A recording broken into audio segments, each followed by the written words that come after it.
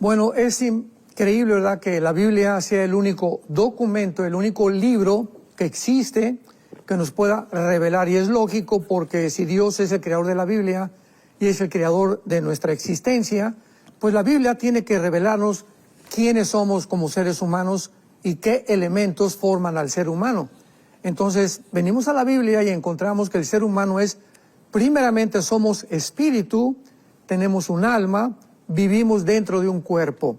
Son los tres elementos que la Biblia enseña que forman la constitución de un ser humano.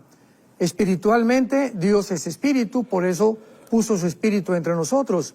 Dice el libro de Eclesiastés 3:11 que Dios puso la eternidad dentro del ser humano sin que el hombre alcance a entender la obra que Dios hizo desde el principio. ¿Por qué? Porque tenemos que recurrir a la Biblia para que el Espíritu Santo nos diga, nos muestre, nos revele el programa y la agenda de Dios desde el principio que inició el universo. Entonces, teniendo en cuenta y considerando que los tres elementos que forman el ser humano son espíritu y alma y cuerpo, el Nuevo Testamento, lo vamos a ver en el Antiguo Testamento, lo corrobora también. Dice primera de Tesalonicenses capítulo 5, para que todo vuestro ser, espíritu, alma y cuerpo sean guardados irreprensibles hasta el día de la venida de Jesucristo. Dice Hebreos 4:12, porque la palabra de Dios es como una espada filosa que penetra hasta partir. Tengamos cuidado en lo que dice a continuación. La palabra de Dios es como una espada que penetra hasta partir el alma y el espíritu, dándonos a entender que antes de que fuéramos cristianos, el alma y el espíritu estaban mezclados, estaban amalgamados. Entonces, la palabra de Dios separa el alma del espíritu. ¿Con qué propósito? Para que ahora que somos espíritu, ya que hemos nacido espiritualmente, podamos tener contactos con Dios, y a través del contacto en el espíritu le comunica al alma. El alma es los sentimientos, las emociones, la voluntad y el intelecto. El espíritu le conecta al alma, le comunica al alma la información espiritual, que a través del alma es imposible poder obtenerla, porque el alma, la mente humana, por más inteligentes que seamos o más sabio que sea la persona, es imposible que pueda entender las cosas espirituales. Dice 1 Corintios 2, porque el hombre natural no entiende las cosas que son del espíritu, porque para él son locura. Perdón. Entonces, es importante que entendamos esto para que podamos comprender la constitución que tenemos. Somos espíritu, tenemos un alma, vivimos dentro de un cuerpo. Entonces, el espíritu es la parte con la que tenemos comunicación con Dios, conocemos a Dios, adoramos a Dios y servimos a Dios, porque Él es espíritu. El espíritu le pasa a la mente, a el alma, la información espiritual. Insisto y repito, la mente humana no puede, por medio de la investigación científica o intelectual, conocer las cosas de la dimensión espiritual, porque el alma humana está amalgamada con el espíritu. Y para el alma y el espíritu humano sin Cristo todo es gris. O sea, para mí esto es igual, hombre y mujer es lo mismo para mí una mujer puede ser hombre, está confundidísima. Hasta que viene la separación del alma y del espíritu mediante la palabra de Dios, comenzamos a entender, a discernir la diferencia verdaderamente entre el bien y entre el mal. En la segunda carta a los Corintios, capítulo 5, el apóstol Pablo escribe estas palabras, dándonos a entender claramente la condición del ser humano al morir. Y dice Pablo, porque sabemos que si nuestra morada terrestre, él le llama morada, veamos las palabras que usa para definir el cuerpo, que es simplemente el envase donde vive el alma y el espíritu temporalmente. Porque si sabemos que nuestra morada terrestre, en segundo lugar, este tabernáculo, le llama morada terrestre, al cuerpo le llama tabernáculo, se deshiciere, o sea, el día de la muerte, tenemos de Dios un edificio, una casa no hecha de manos, eterna en los cielos.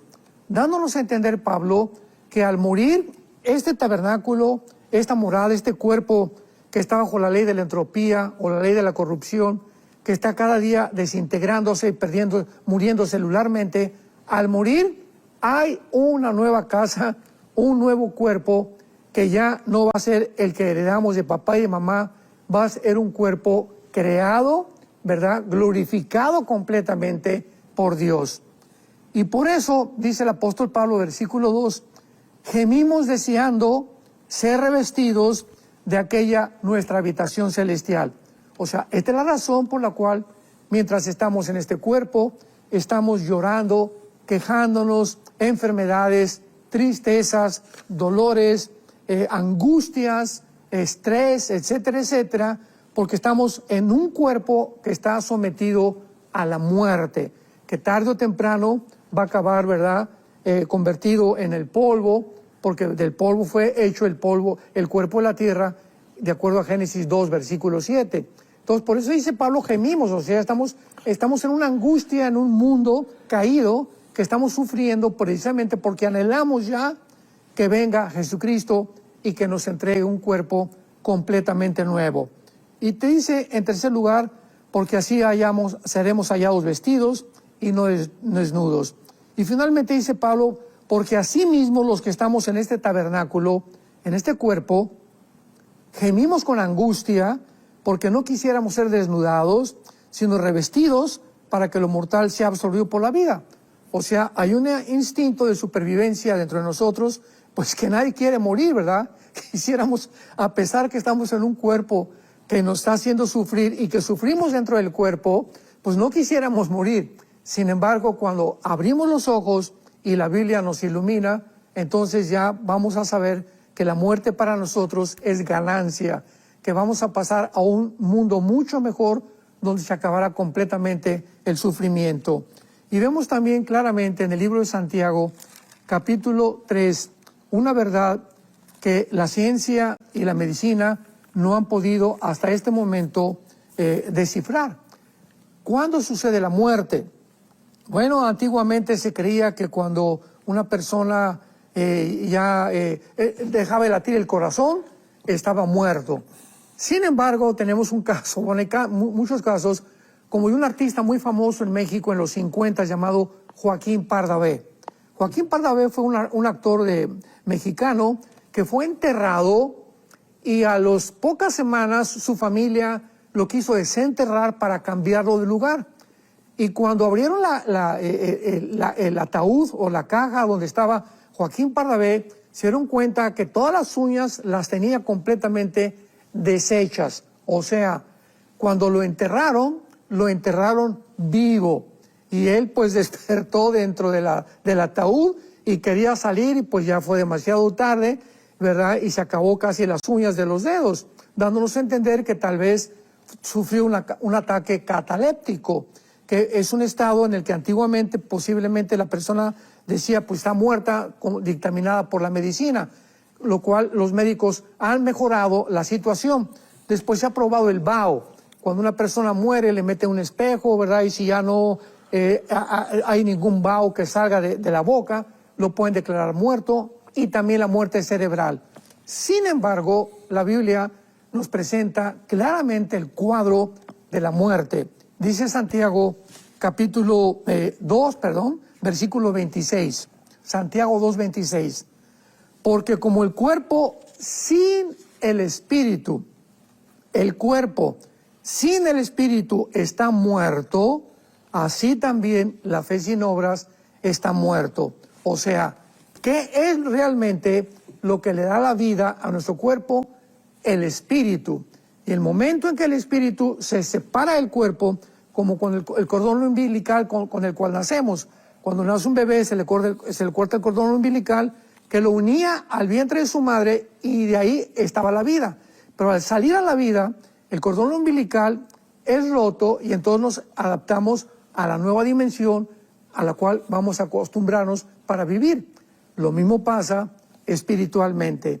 Al morir se rompe la separación entre el espíritu y el cuerpo, y es la separación del espíritu y del cuerpo lo que produce realmente la muerte. Así que toda esta revelación la tenemos en la Biblia para comenzar a entender qué es lo que la conciencia después de morir. Hay sectas dentro del mundo, muchas hasta se dicen ya cristianas, como los Testigos de Jehová, que fueron fundadas por el juez Russell en el siglo XIX y que enseña que cuando el cuerpo muere estamos dormidos, o sea, a la hora de la muerte estamos dormidos, y ellos lo atribuyen esto a las palabras muchas veces de Jesús en Juan 11, cuando murió Lázaro. Recordamos que en Juan 11 Jesús dijo, no, está dormido. Entonces, ¿a qué se refería Cristo con dormido, verdad? A que no había todavía una separación entre el espíritu y el cuerpo de Lázaro, porque cuando muere Lázaro, no muere para irse al cielo y ser glorificado, sino que él muere temporalmente, o sea, se separa su espíritu, se sale de su cuerpo, y el cuerpo sin el espíritu se comienza a descomponer. Esto es importante.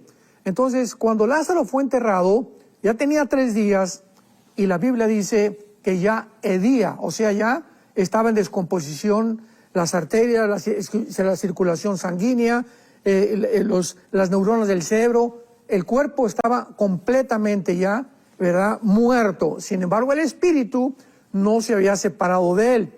Por lo cual, cuando Jesús dice, Lázaro, ven, levántate, en ese momento le estaba ordenando Jesús al espíritu de Lázaro, no al cuerpo, al espíritu de Lázaro, para que bajara el espíritu, se volviera a meter al cuerpo de Lázaro, y era el espíritu el que le iba a proveer la nueva vida, o sea, a volver otra vez a reacondicionar todo el cuerpo que estaba descomponiéndose, porque el espíritu es el que da vida para que Lázaro resucitara de entre los muertos. Entonces, al morir, la Biblia nos habla claramente que no estamos en un estado cataléptico ni en un estado inconsciente. Veamos algunos ejemplos, tanto del Antiguo como del Nuevo Testamento. Veamos en primer lugar Génesis 25, versículo 8. Dice así: y exhaló el espíritu y murió Abraham en buena vejez, anciano y lleno de años, y fue unido a su pueblo. O sea, en el momento en que Abraham murió, ya no se supo más de él. No dice eso la Biblia. El momento en que Abraham murió, inmediatamente, dice la Biblia, que fue unido, o sea, su espíritu que sobrevive y el alma fueron unidos a los espíritus anteriores y a las almas anteriores, a su papá Taré, a sus hermanos que murieron, para que él pudiéramos saber que al morir somos reunidos con más gente que está esperando la resurrección, como vemos que lo enseña Cristo más adelante. Tenemos otro ejemplo en Génesis 35, versículo 29, 19 y 29, con mucho más detalles. Génesis 35, 18. Aconteció que al salírsele el alma, pues murió. Llamó su nombre Benoni y a su padre le llamó Benjamín. Vemos en primer lugar, muy importante, que al morir algo se sale de nuestro cuerpo. La Biblia le llama el alma, pero la palabra hebrea es muy importante porque es la palabra nepesh, con SH al final, nepesh. En el hebreo se pronuncia la SH con J, entonces la pronunciación hebrea es nepej. Al salirse el nepej, el alma. Esto es importante porque en el versículo 29 dice la Biblia, del capítulo 35 del Génesis, exhaló Isaac el espíritu y murió. Vemos aquí en conclusión que al morir 2 cosas se salen de nuestro cuerpo: el alma, el nepej, y la parte espiritual, que es la palabra ruach, que se pronuncia ruach. Muy bien. Vamos a ver, esto nos lleva a la conclusión de que el alma y el espíritu son 2 cosas diferentes, porque muchas veces se intercambia el alma y el espíritu para hablar de la vida, de la dimensión espiritual en la Biblia, confundiendo y creyendo que el alma y el espíritu es lo mismo. De ninguna manera. Etimológicamente, el alma es nepej, el alma es ruach. Esto nos muestra etimológicamente que son 2 cosas separadas. Y dice la Biblia, Isaac murió y fue recogido a su pueblo otra vez. Tanto Abraham como Isaac fueron llevados a su pueblo, viejo y lleno de días, y lo sepultó Jacob y sus hijos. Entonces vemos claramente que en la Biblia nos muestra que los patriarcas que murieron, o los hombres que morían, eran reunidos, eran llevados inmediatamente a un grupo de personas que estaban esperándolos, como dice la Biblia, que a nosotros también muchas veces nos están esperando muchos de nuestros parientes que están en el cielo, como lo vamos a ver en Génesis, en el 4.º sello más adelante. Pero vemos también claramente que en la Biblia se nos muestra que cuando Jesucristo baja al mundo, nos abre la cortina de la muerte y del lugar donde estaban los espíritus y las almas desde Adán hasta el día de Jesucristo. Entonces Cristo en Lucas 16, en la famosa historia del rico y Lázaro, dice la Biblia que contó la historia, que no es una parábola, en una parábola no hay nombres propios, que Abraham estaba en el fondo de la tierra con todos los que fueron reunidos. Recordamos que fueron reunidos con su familia, con su pueblo, y en el otro lado del Sheol, que estaba dividido, estaba el paraíso o el seno de Abraham. Y ahí entonces estaba separado el infierno o el Gena del paraíso del seno de Abraham. Entonces los muertos antes de Cristo iban al mismo lugar, al Sheol, que es el lugar de la sepultura y que se tradujo en la Septuaginta o en la versión de la Septuaginta, que fue la traducción del hebreo al griego, como Hades. Entonces, Hades es la palabra que se traduce del hebreo Sheol. ¿Qué había dentro del Sheol? Los muertos, los espíritus y las almas del Antiguo Testamento que no podían subir al cielo y que estaban los otros en el infierno, esperando que Jesucristo bajara en los 3 días que Él estuvo en la tumba, Efesios capítulo 4, y sacara a todos desde Abraham hasta todos los que han muerto en la cruz para llevárselos al cielo. Y de la cruz a nuestros días, al morir, nos vamos inmediatamente con Jesús. 2 Corintios 5, ausentes del cuerpo, presentes en el Señor. Qué clara es la Biblia respecto al más allá.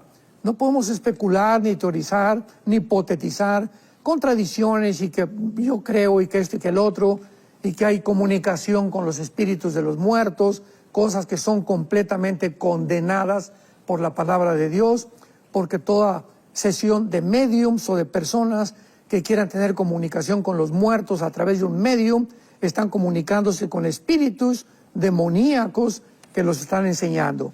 Entonces, al morir, concluimos, ¿verdad?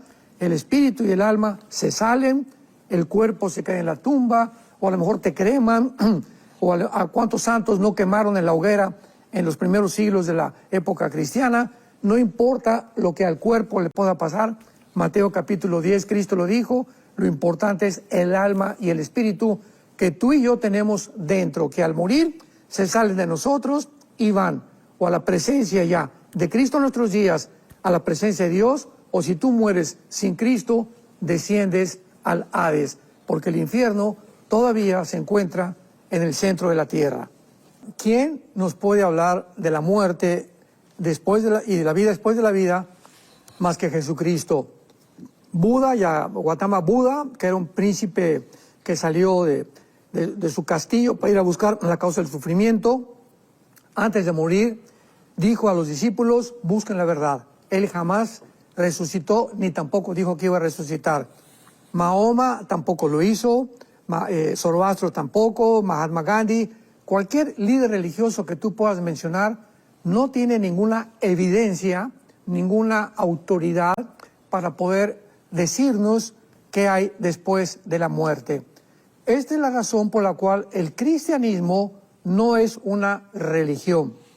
El cristianismo no está basado en simplemente teorías, leyendas, suposiciones, ideas, especulaciones o filosofías humanas.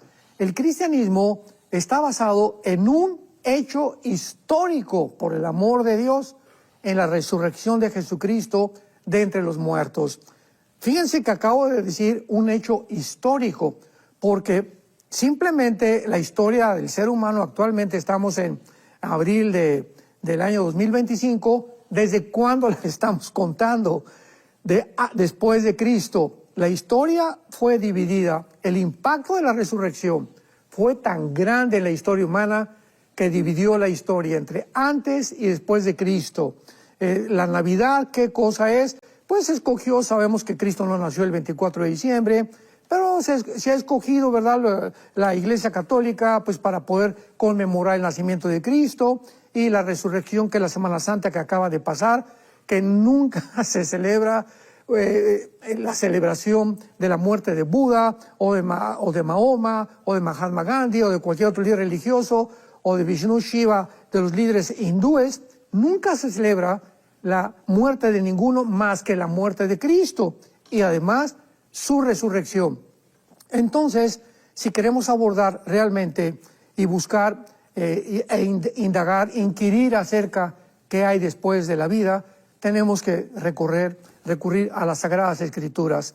Y en la primera carta a los Corintios, capítulo 15, el versículo 35 en adelante, veamos la sencillez y la claridad con la que el apóstol Pablo explica la resurrección.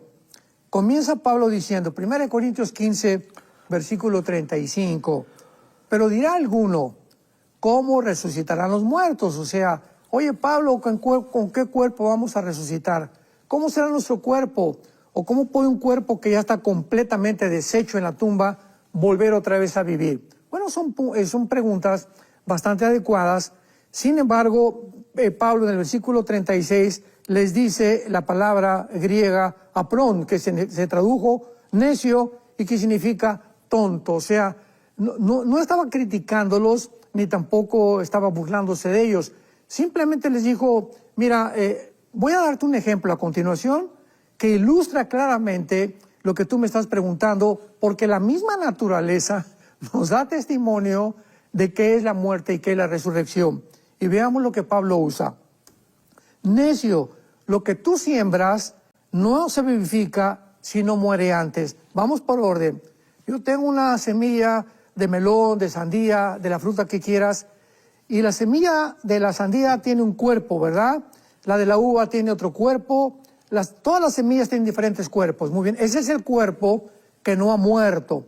Pero cuando esa semilla se pone bajo la tierra o se entierra al contacto con el oxígeno, con el agua y con el sol, algo pasa con la semilla que se rompe y de esa semilla nace algo que no fue sembrado.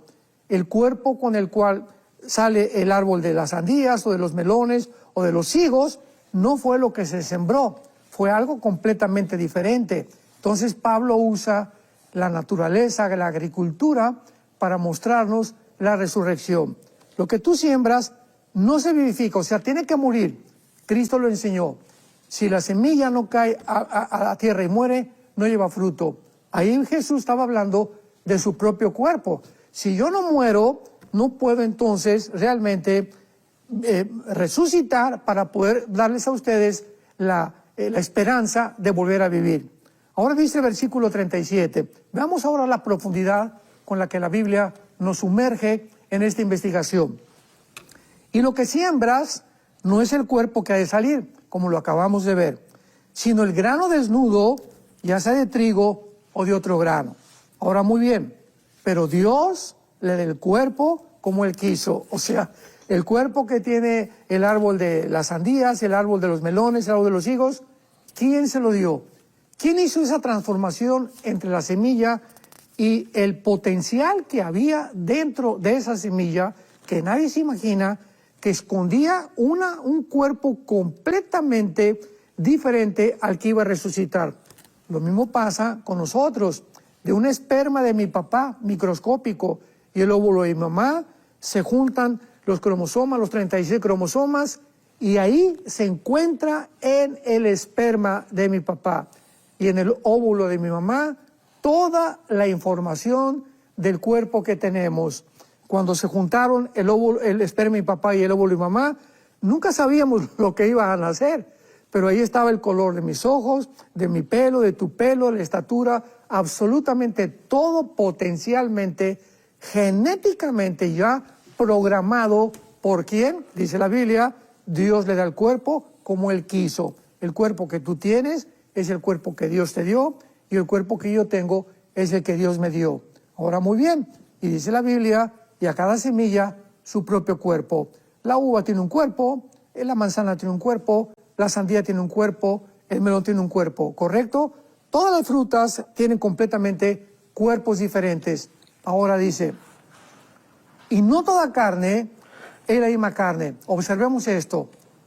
Una carne es la de los hombres, o sea, nuestro cuerpo está diseñado para vivir de las plantas, para comer de las frutas, para mantenerse del agua, del oxígeno, que el oxígeno que respiramos es una mezcla perfecta de gases con el 85% de nitrógeno, oxígeno y otros gases. Es el cuerpo que Dios nos diseñó para habitar aquí en la Tierra, no en Marte. Por favor, Elon Musk, si estás oyendo esta conferencia, pon atención. No vamos a habitar nunca en Marte, ni en la Luna, ni en ningún otro planeta, porque aquí fue el planeta que Dios diseñó para que nuestro cuerpo se adaptara a este planeta y aquí viviéramos temporalmente. Ahora bien, otra carne es la de las bestias. Los cuerpos de los chivos, de las cabras, tienen pezuñas especiales para escalar los montes. Ahí o donde vivimos nosotros hay muchas ardillas.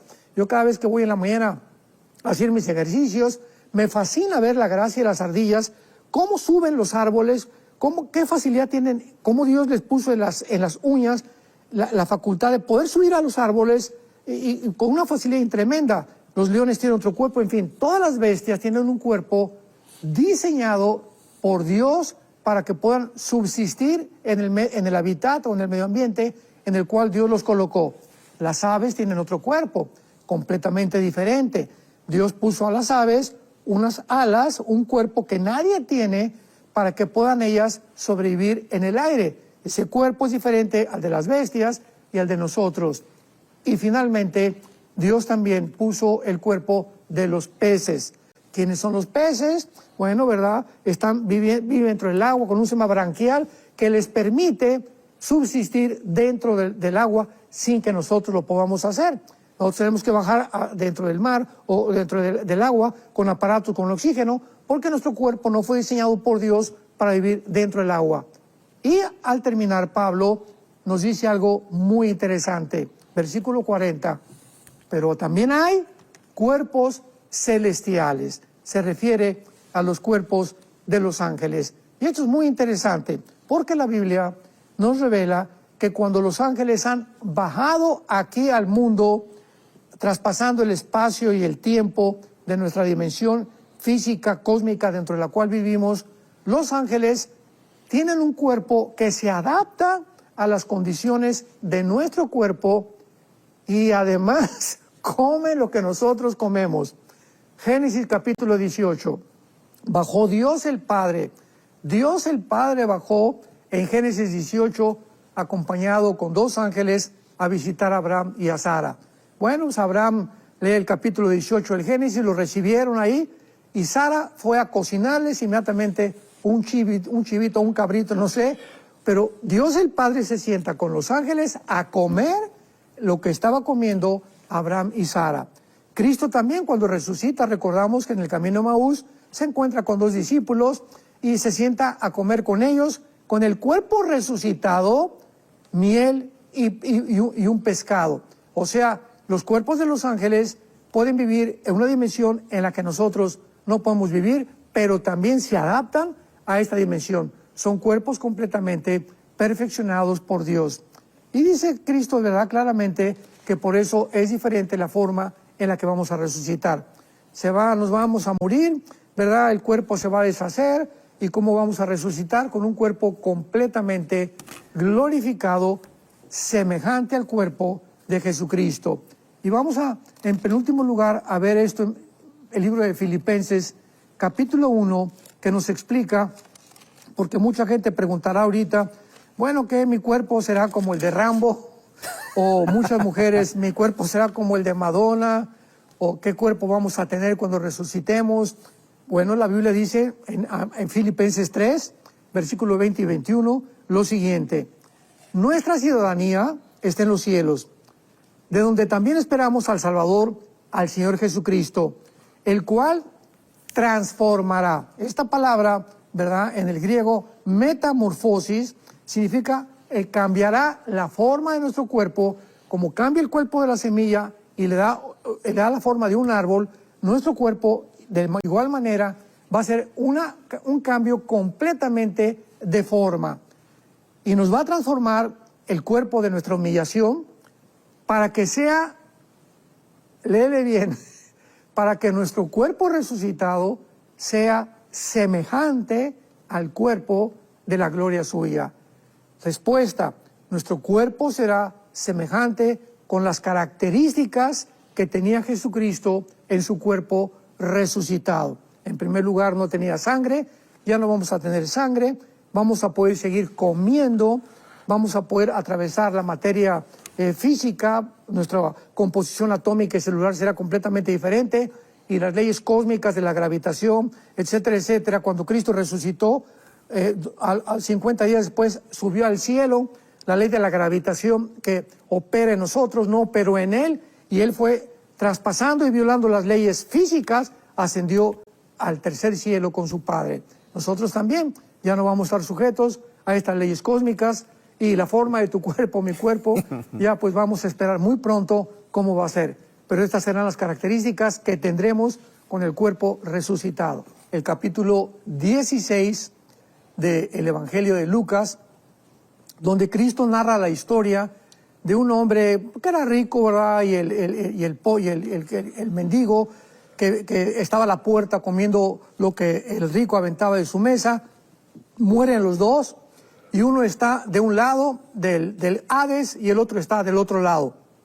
Pero la Biblia nos muestra en el versículo 23, y estando en el Hades, o sea, en el centro de la tierra, que estaba antes de la resurrección de Jesucristo, Cristo no había resucitado, repito, tanto los muertos o los espíritus malos como los buenos estaban en el mismo lugar, en el Sheol o el Hades, en el centro de la tierra. Pero había una división, donde de un lado estaba el infierno o los condenados, y de otro lado el paraíso o el seno de Abraham. Entonces, estando en el Hades, alzó sus ojos el que estaba en el lado del infierno, estando en tormentos. Veamos algo. Al morir, pues este hombre, todos los gusanos nos comen los ojos, ¿verdad? Nos comen el cerebro, o sea, nuestro cuerpo es deshecho, ya sea que te ahogues, que te quemen, no importa. Entonces, ¿cómo es posible que después de la muerte mantengamos todavía la vista, la voz, la conciencia? Esto nos muestra claramente la conciencia después de la muerte, que la Biblia de una forma inequívoca nos asegura. Estando en el infierno, alzó sus ojos, o sea, los ojos espirituales que ahorita nos permiten ver la palabra de Dios, y la mente, que tenemos la mente de Cristo. 1 Corintios 2, tenemos la mente de Cristo, que nos permite pensar con la mente de Dios ya, para poder entender sus pensamientos. No pueden nunca morir, porque por eso se llama los ojos, la mente y los oídos espirituales. Alzó sus ojos y vio de lejos a Abraham. Versículo 24. Dando voces dijo: en el infierno las personas que están ahí tienen cuerdas vocales, no como las que tenemos ahorita, pero van a poder comunicarse. Van a poder ver, van a poder comunicarse. Dice el versículo 24, que le rogó a Abraham: envía a Lázaro para que moje mi lengua. Van a sufrir, van a experimentar, van a tener conciencia. Conciencia es la palabra ciencia, conocimiento con dentro, el conocimiento interno que Dios puso en el ser humano, que nunca va a morir. La conciencia espiritual. Qué importante es que mientras vivamos no cautericemos la conciencia, como dice el apóstol Pedro, porque hay personas que han cauterizado su conciencia a tal grado que ya eliminan toda sensibilidad y se convierten en bestias, se convierten en robots, se convierten en criminales, y como los nazis, ¿verdad? Hay otros ejemplos más que podemos mencionar en la historia. Pero también en el infierno, dice la Biblia, Abraham le dijo: hijo, acuérdate que recibiste tus bienes. En el infierno tienen ojos, pueden comunicarse, tienen conciencia y tienen memoria. Le dice a Abraham: recuerda, en tu vida van a recordar las cosas que hicieron malas durante su vida. Y finalmente, este hombre condenado le dice a Abraham: por favor, ve allá arriba, ¿verdad? Vete allá a San José, Costa Rica, y dile a mi familia que por favor crean realmente que se les aparezca un ángel o que algo sobrenatural suceda para que no bajen donde yo me encuentro. Y entonces Abraham le dijo a Moisés y a los profetas óiganlo.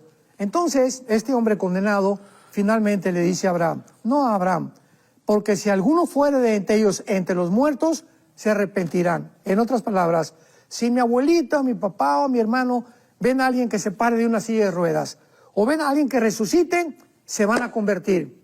Y Abraham le contesta, no, la conversión no es por la vista, es por el oído, porque la fe es por el oír, no es por el ver, y el oír es por la palabra de Dios. Romanos capítulo 10. Entonces, qué importante es que nosotros entendamos que la conversión, la transformación espiritual es a través de oír la palabra de Dios. Entonces, no importa cuántos milagros podamos ver, Dios sigue haciendo milagros, no lo podemos negar.